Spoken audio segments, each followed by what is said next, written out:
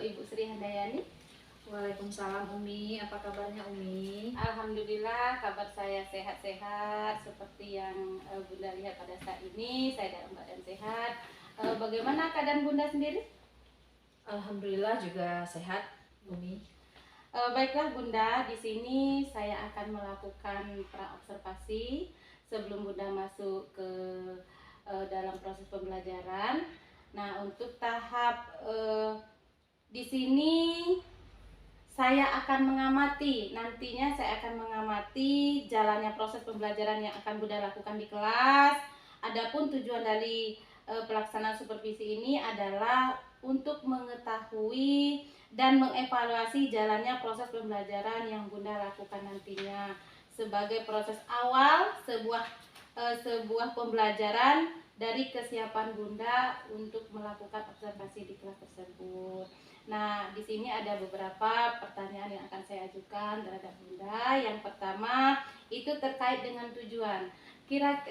Apa dan bagaimana tujuan Bunda untuk melakukan proses pembelajaran di kelas tersebut? Untuk saya pribadi sebagai guru PKN, tujuan saya di dalam pembelajaran itu adalah bagaimana perkembangan yang hendak saya capai, yaitu pembelajaran yang berpihak kepada murid dan menciptakan pembelajaran yang menyenangkan Umi. Iya, baiklah, tadi Bunda menyebutkan bahwa proses pembelajarannya yang pertama berpihak kepada murid, kemudian pembelajaran yang menyenangkan, begitu ya Bu ya. Nah, kemudian untuk selanjutnya terkait perkembangan nih, perkembangan apa yang akan dicapai dalam proses pembelajaran nantinya? Perkembangannya saya bagaimana caranya pembelajaran tersebut menyenangkan, kemudian pembelajaran itu sepenuhnya berpihak kepada murid. Baik, berarti sepenuhnya kepada murid ya Bu ya. Kemudian ini masalah strateginya Bu. Kira-kira bagaimana strategi yang akan dipersiapkan? Ya baik Umi, kalau di dalam rencana saya strategi yang akan saya lakukan adalah bagaimana saya memberikan kepada murid atau menjelaskan tujuan dari pembelajaran saya, kemudian melihat minat belajar dari murid yang ada di kelas, termasuk kesiapan dalam belajar siswa tersebut, dan profil belajar murid atau kombinasi dari ketiga-tiganya, seperti itu Umi. Luar biasa sekali Bu ya.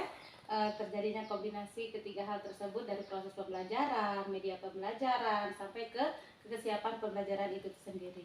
Nah, ini kapan Bunda akan menerapkan atau kapan Bunda melaksanakan kegiatan proses belajar ini? Insya Allah nanti di hari Senin tanggal 4 di kelas 11 DKV ya Umi. Oh baik, insya Allah nanti saya akan di hari Senin tersebut saya akan melakukan supervisi kelas dan saya akan melihat dan mencatat ini Bu ya, mencatat hal apa saja yang terjadi di dalam kelas. Setelah itu nantinya kita akan melanjutkan percakapan kita nih, melanjutkan di pasca observasi sebelum saya pasca observasi nantinya. Nah, sebelum saya akhiri dari percakapan ini, saya akan menanyakan bagaimana apa perasaan atau apa yang didapat percakapan kita sekarang ini. Terima kasih Umi, setelah melakukan percakapan dengan Umi selaku calon guru penggerak, terbersit di pikiran saya atau perencanaan pembelajaran yang akan saya lakukan ke depannya yang berstrategi dan berpihak kepada murid, insya Allah seperti itu. Terima kasih atas waktunya. Nanti saya akan datang insya Allah untuk mengamati dari proses observasi kita di hari Senin insya Allah ya Bu ya. Terima kasih atas waktunya dan mohon maaf saya sudah mengganggu waktu dan aktivitasnya. Sekali lagi terima kasih.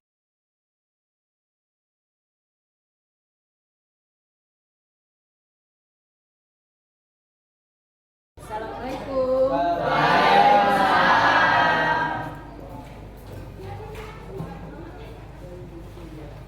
Gimana kabarnya kalian hari ini? Sehat. Coba sebelum kita melanjutkan kegiatan belajar mengajar pada hari ini, silakan ketua kelas untuk memimpin doa terlebih dahulu. Perhatian semuanya, berdoa, mulai.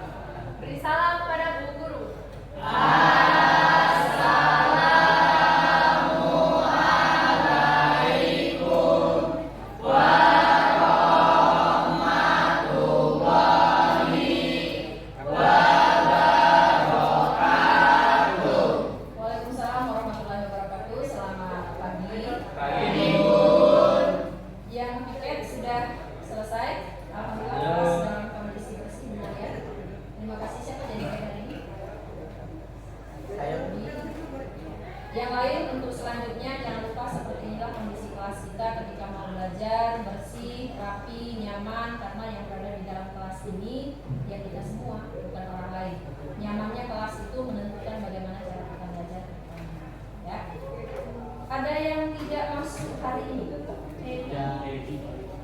Apa alasannya? Sakit. Sakit atau izin? Ada suratnya? Dewi masuk Dewi Masuk. Ini Alhamdulillah, berarti meninggalkan kelas kita ya.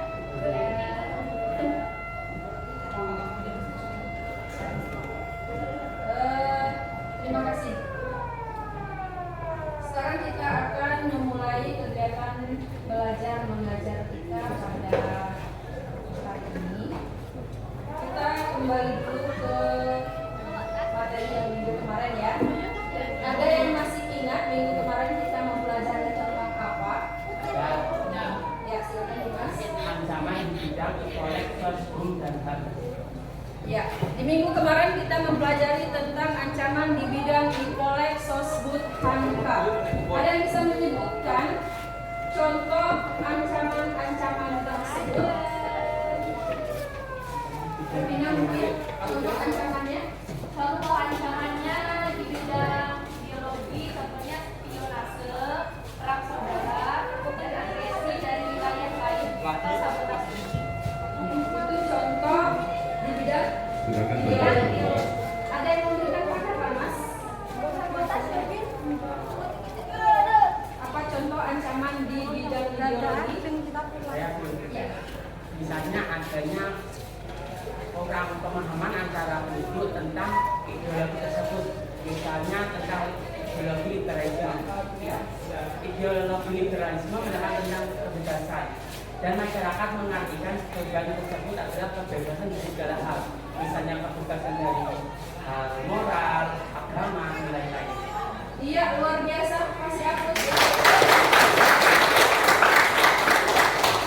Nah, dari materi yang sudah kita pelajari tentang ancaman-ancaman di bidang e-collect sosbud tersebut ya, berarti sekarang kita berpikir bagaimana caranya untuk membendung atau mencegah terjadinya ancaman-ancaman tersebut, terutama kita sebagai warga negara Indonesia yang baik, yang taat kepada Pancasila dan undang-undang dasar. Nah, untuk mencari pemecahan masalah bagaimana cara kita membendung atau mencegah ancaman tersebut, sekarang kita ada 1, 2, 3, 4, 5. Anggap kita bagi menjadi 5 kelompok ya. Kita jadikan 5 kelompok. Sekarang silakan diskusikan, cari apa yang kira-kira bisa kalian lakukan baik sebagai pelajar maupun sebagai warga negara dalam mencegah ancaman tersebut.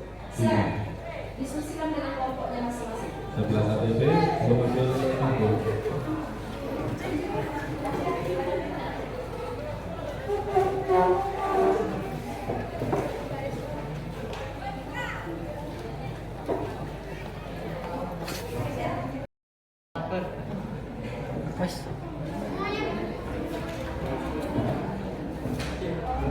Silakan Pak.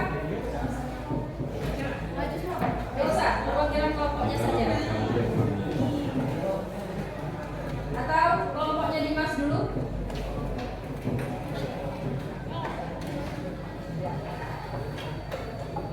Yang lain silakan perhatikan, nanti boleh menanggapi ataupun memberikan semacam pendapat atau tanggapan dari hasil kerja kelompok 3. Silakan Mas. Assalamualaikum warahmatullahi wabarakatuh.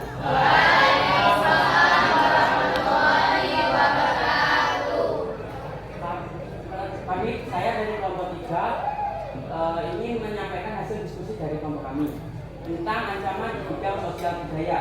Yang pertama adalah munculnya gaya hidup konsumtif. Gaya hidup konsumtif ini adalah kita selalu mengkonsumsi barang-barang dari luar negeri, tidak mau mengkonsumsi barang-barang yang dari Indonesia, lokal brand. Dengan munculnya sifat hedonisme, yaitu kenikmatan pribadi dianggap sebagai suatu nilai hidup tinggi. Misalnya kita membeli, misalnya ada produk dalam negeri, kita misalnya ada produk luar, kita ingin produk luar yang lebih mahal supaya lebih terlihat background, lebih terlihat sosialita, lebih terlihat mewah. Yang ketiga, adanya sikap individualisme, yaitu sikap selalu mementingkan diri sendiri. serta memandang orang lain itu tidak ada dan tidak bermakna. Yang keempat, munculnya gejala westernisasi, yaitu gaya hidup yang berorientasi kepada budaya barat tanpa diintervensi terlebih dahulu, yaitu misalnya memakai pakaian yang terbuka, minum minuman keras, gaya bahasa. Yang kelima, semakin memudarnya semangat gotong royong, solidaritas, kepedulian, dan kesetiakawanan sosial. Yang keenam, semakin turunnya nilai keagamaan dalam kehidupan bermasyarakat. Sudah? Itu terus. Setelah sampai Demikian yang dapat saya jelaskan. Ada yang bertanya atau ingin menanggapi? Ya, silakan. Mas Dimas dulu. Itu tadi hasil presentasi dari kelompok 3. Kita kembali ke apa yang sudah sampaikan tadi ya. Di materi kita minggu kemarin kita mempelajari tentang ancaman-ancaman di bidang e-collect tersebut kan? Yang Bunda minta tadi diskusikan bagaimana cara mencegah terjadinya ancaman-ancaman tersebut. Ada yang mau memperbaiki mungkin? Iya nggak apa-apa, silakan satu nggak apa-apa, silakan kelompok 5. juga siapkan. Silakan Kak Bina. Ya. Assalamualaikum warahmatullahi wabarakatuh. Saya perwakilan dari kelompok 5 ingin menanggapi dari kelompok 3. Dari kelompok 3 yaitu cara mencegahnya ancaman dari bidang Masing-masing kelas dari bidang sosial budaya, yaitu gaya hidup yang konsumtif atau terus-menerus mengonsumsi barang dari luar negeri, yaitu mengubah mindset konsumtif menjadi produktif, yaitu mengonsumsi dari barang-barang dari dalam negeri dan memakai barang-barang buatan karya yang anak sebelah bangsa. lebih silakan menyesuaikan barisan. Sudah cukup. 2-3 berdebat atau 3. Assalamualaikum warahmatullahi wabarakatuh.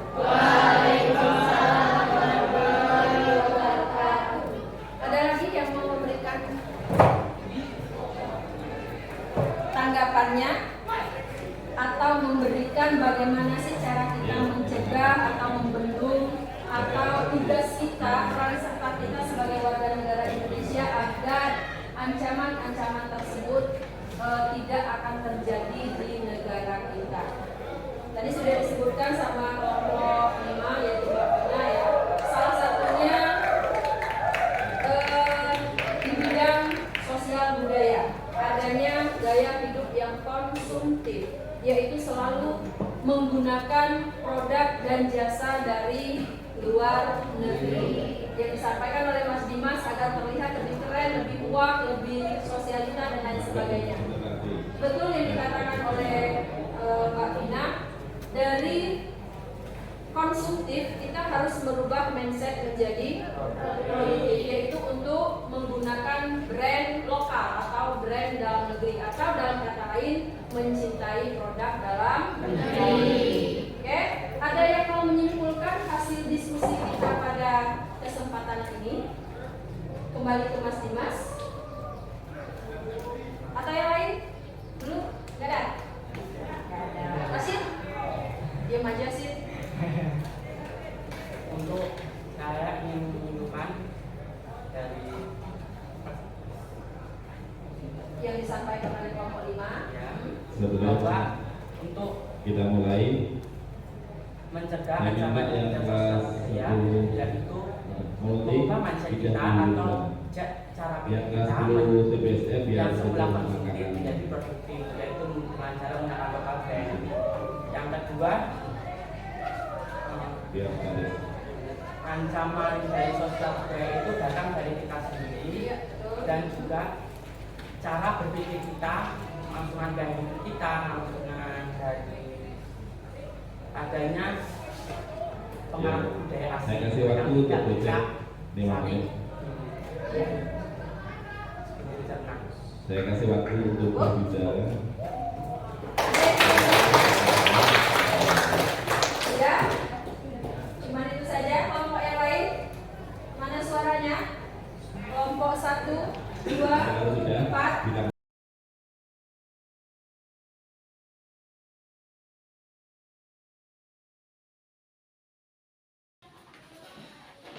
Assalamualaikum warahmatullahi wabarakatuh. Waalaikumsalam warahmatullahi wabarakatuh.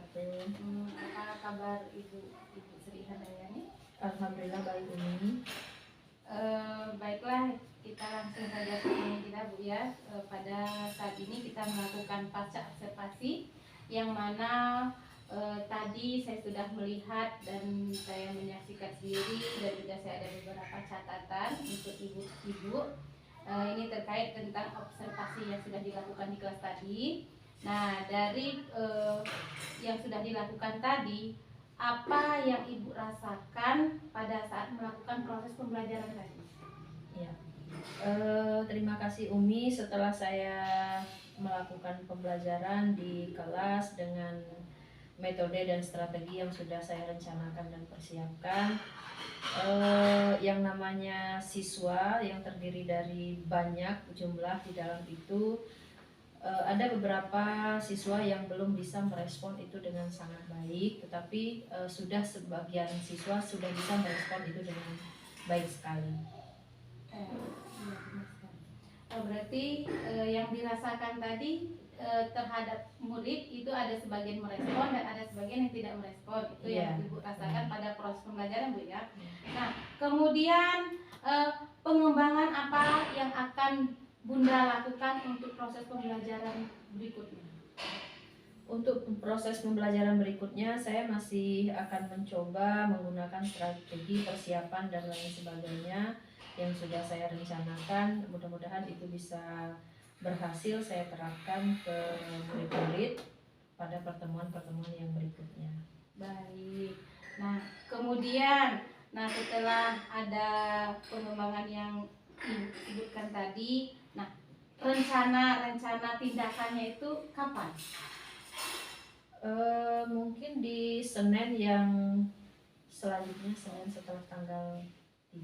Berarti di pembelajaran berikutnya Iya, ya? di pembelajaran berikutnya. Baik Bu, terima kasih atas waktu dan kesempatannya. Kita sudah melaksanakan dari langkah awal yang pertama tadi praobservasi, kemudian dilanjutkan Ibu melakukan kegiatan di proses pembelajaran dan diakhiri dengan pasca observasi. Saya akhiri. Wassalamualaikum warahmatullahi wabarakatuh. Waalaikumsalam warahmatullahi wabarakatuh.